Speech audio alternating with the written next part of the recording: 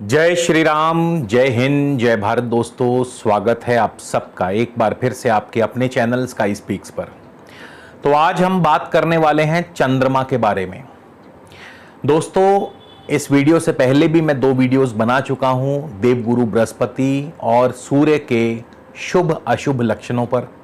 आज का ये वीडियो पूरी तरह से चंद्रदेव को समर्पित है, यानी आज हम इस वीडियो में बात करेंगे चंद्रमा के शुभ एवं अशुभ लक्षणों के बारे में और साथ ही साथ विशेष उपाय के बारे में।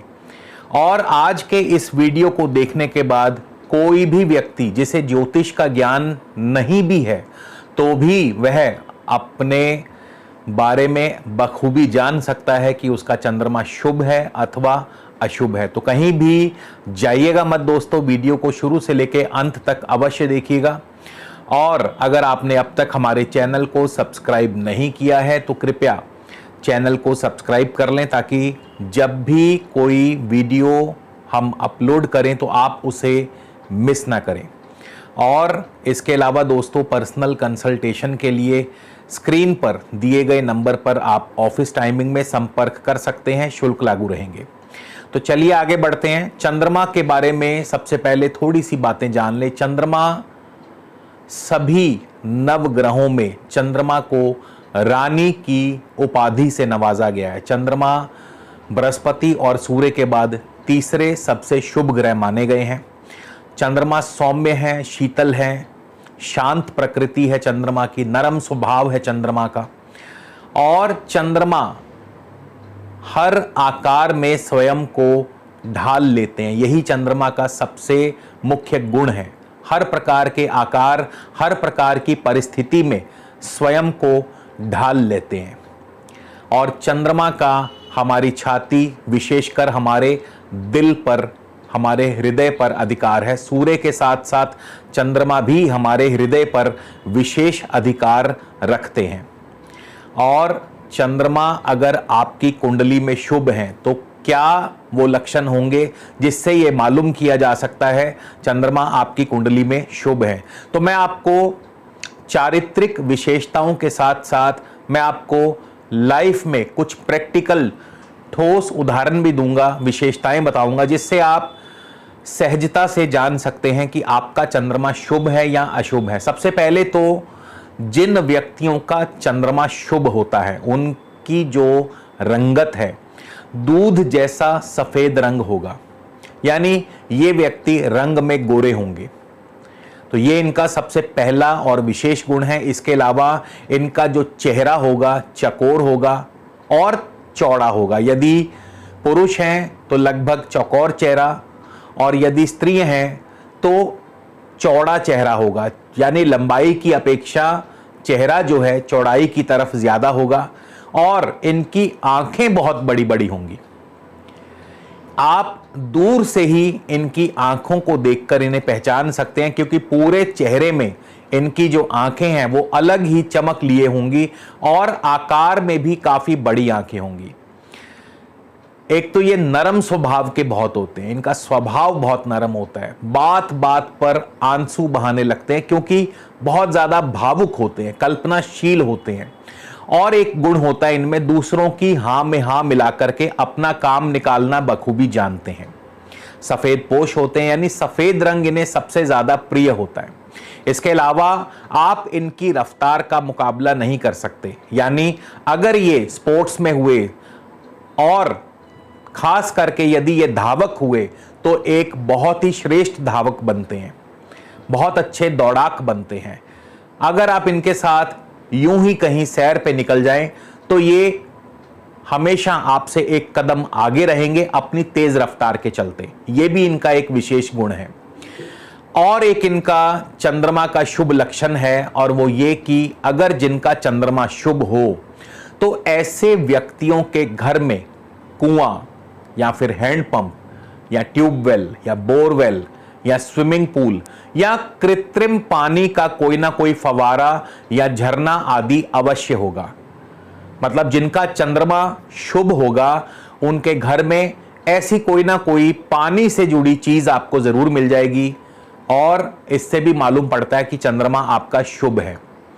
एक अन्य लक्षण है जिनका चंद्रमा शुभ होगा, उनकी माताजी और उनकी दादी, उनकी आयु बहुत लंबी होती है। यानी माता और दादी लंबी उम्र तक जातक का साथ देती हैं।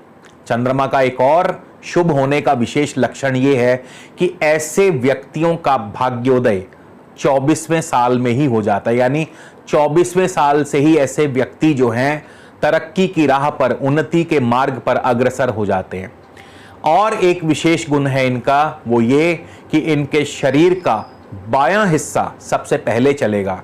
लेफ्टी हो या ना हो, लेकिन चलते समय, बात करते समय इनके शरीर का जो लेफ्ट पार्ट है, लेफ्ट बाजू, लेफ्ट कदम जो है वो सबसे पहले चलेगा। बात करते हुए भी शरीर का बायां हिस्सा जो है वो ज्यादा हरकत में होगा।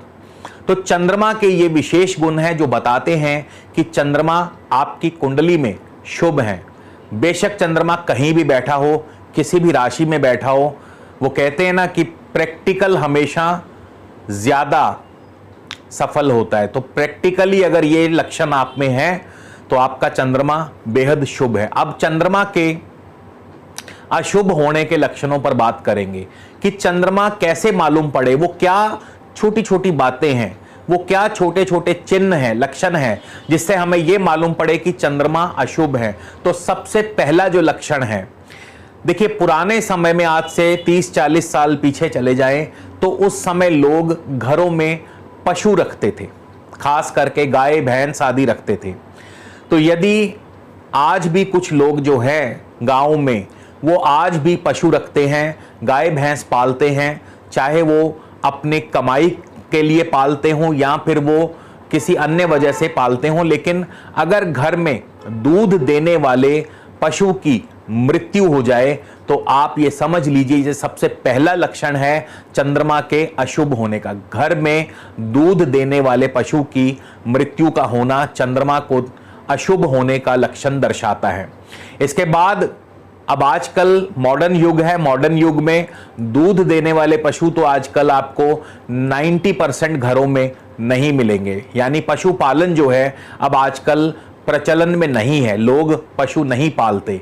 तो ऐसे में अगर आपकी रसोई में अक्सर हर दूसरे दिन दूध उबलते समय बाहर गिर जाता है तो भी आपका चंद्रमा अशुभ है। यानी दूध का उबलकर बाहर गिर जाना ये अशुभ चंद्रमा का आज के मॉडर्न युग में सबसे जबरदस्त विशिष्ट लक्षण है।